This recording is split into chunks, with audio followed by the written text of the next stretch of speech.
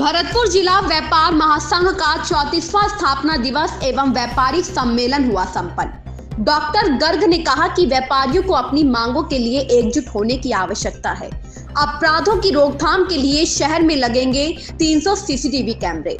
राजस्थान के भरतपुर जिले में जिला व्यापार महासंघ का 34वां स्थापना दिवस एवं विशाल व्यापारिक सम्मेलन मंगलवार को गीतांजलि रिजॉर्ट में आयोजित हुआ, जिसमें मुख्य अतिथि तकनीकी शिक्षा एवं आयुर्वेद राज्य मंत्री डॉक्टर सुभाष गर्ग व अध्यक्षता विजय कुमार जैन ने की। सम्मेलन में राजस्थान के अलावा अन्य राज्यों के पदाधिकारी एवं प्रतिनिधि शामिल हुए।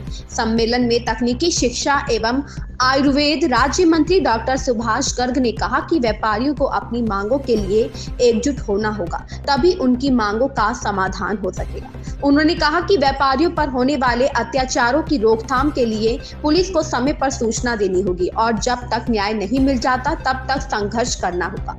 उन्होंने ऑनलाइन व्यापार के संबंध में कहा कि वह भी इस व्यापार के खिलाफ हैं और इसको बंद करने के लिए व्यापारियों को निरंतर अपनी आवाज बुलंद करनी होगी। उन्होंने बताया कि आपराधिक घटनाओं की रोकथाम के लिए भरतपुर शहर में 300 सीसीटीवी कैमरे लगवाए जाएंगे। यदि कोई व्यापारी अपने प्रतिष्ठान पर सीसीटीवी कैमरा लगवाना चाहे तो कैमरे उनकी ओर से उपलब्ध कराए जाएं, किंतु वाईफाई का कनेक्शन व्यापारी को लेना होगा। डॉक्टर गर्ग ने मुख्यमंत्री चिरंजीवी स्वास्थ्य बीमा योजना की उपादेयता की चर्चा करते हुए कहा कि यह योजना देश की अनूठी योजना है, जिसमें 850 रुपए से पंजीयन कराकर इसका लाभ लिया जा सकता है। योजना में 10 लाख रुपए तक निःशुल्क इलाज एवं 5 लाख रुपए का दुर्घटना बीमा का प्रावधान है। उन्होंने व्यापारियों से आग्रह किया कि वे स्वयं व अपने कार्मिकों का इस योजना में पंजीयन कराएं। कार्यक्रम में नीम का थाना के विधायक सुरेश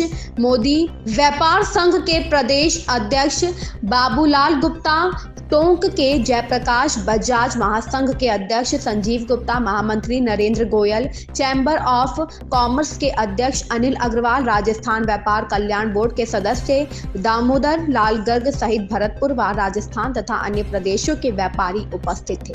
प्रारंभ में डॉक्टर गर्ग का महासंघ की ओर से 51 फुट लंबी फूलमाला पहनाकर भव्य स्वागत किया गया।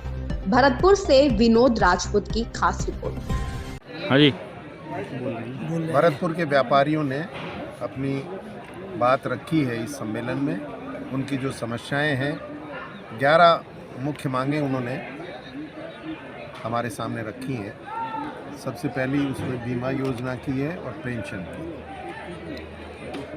बीमा योजना, राजस्थान सरकार ने एक व्यापारी कल्याण बोर्ड का गठन किया है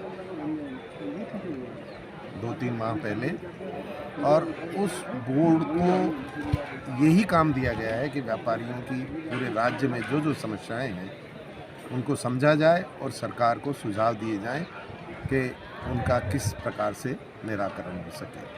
तो हम लोग बड़ी जल्दी एक ये बीमा योजना ला रहे हैं, जिसके अंदर व्यापारी के साथ किसी भी तरह की कोई दुर्घटना अगर होती है, चोरी होती है, डकैती होती है, साइबर क्राइम होता है, कोई आगजनी होती है, कोई बाढ़ आ जाती है, अकाल वो अर्थक्वेक आता है, भूकंप आता है, और कोई कैश लेके और जा रहा है, बैंक से निकलवा के लेके आ रहा है या जमा कराने जा रहा है या अपना कलेक्शन करके ला रहा है, तो उस तरह के कैश पे भी कई बार रास्ते में उसके साथ डकैती और इस तरह की घटनाएं होती हैं।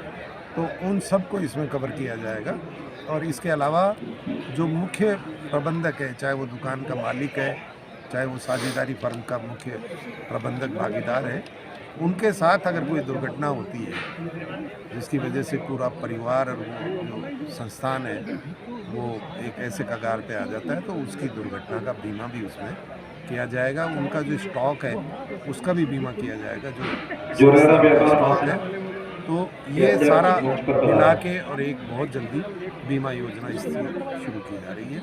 हम लोग कई सारी और स्कीम्स जो हैं सरकार के सामने रख रहे हैं। अभी चूँकि बजट आने वाला है, इसलिए 3-4 चीज़ें हम मुख्य तरह इस पर केंद्रित हैं, और बाकी हम सब जिलों में जाएंगे और जो भी व्यापारियों की समस्याएं होंगी उनको जानकर सरकार को भरतपुर की बहुत पुरानी मांग है कि सरसों उत्पादक ड्राई सरसों, हाँ, वो भी मांग है इनकी, और ये इससे इनको निजात दिलाई जाए सरसों उत्पादक क्षेत्र घोषित किया जाए। सरसों उत्पादक क्षेत्र ये भी हम रखेंगे। अभी बजट पे जो हमारा प्रस्ताव जाएगा उसमें हम भरतपुर की जितनी मांगें इन्होंने बताई हैं उन सबको शामिल करेंगे जो राज्य सरकार से संबंधित है। जो केंद्र सरकार की है वो राज्य सरकार से। धन्यवाद। ठीक, थैंक यू। भरतपुर को फिर मैं बधाई देना चाहूंगा और भी कई ऐसे जगह के संगठन व्यापारियों के जो एकजुट होकर संघर्ष करते हैं।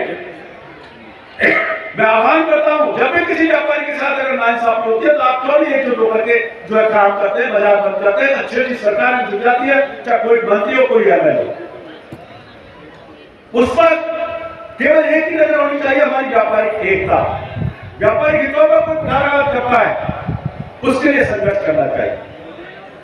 कानून की बात करना चाहूंगा निश्चित रूप से उन लोगों को भी जो मीडियम क्लास हमारा छोटा व्यापारी है, छोटा दुकानदार है, उसको बहुत बढ़ाऊंगा क्योंकि उसको मैं देखता हूं रोजाना मेरे पास 10-15 फोन आते हैं, उनको सहायता हम करवाते हैं, नहीं होता है तो उसका रजिस्ट्रेशन भी करवाते हैं, ये काम नहीं किए।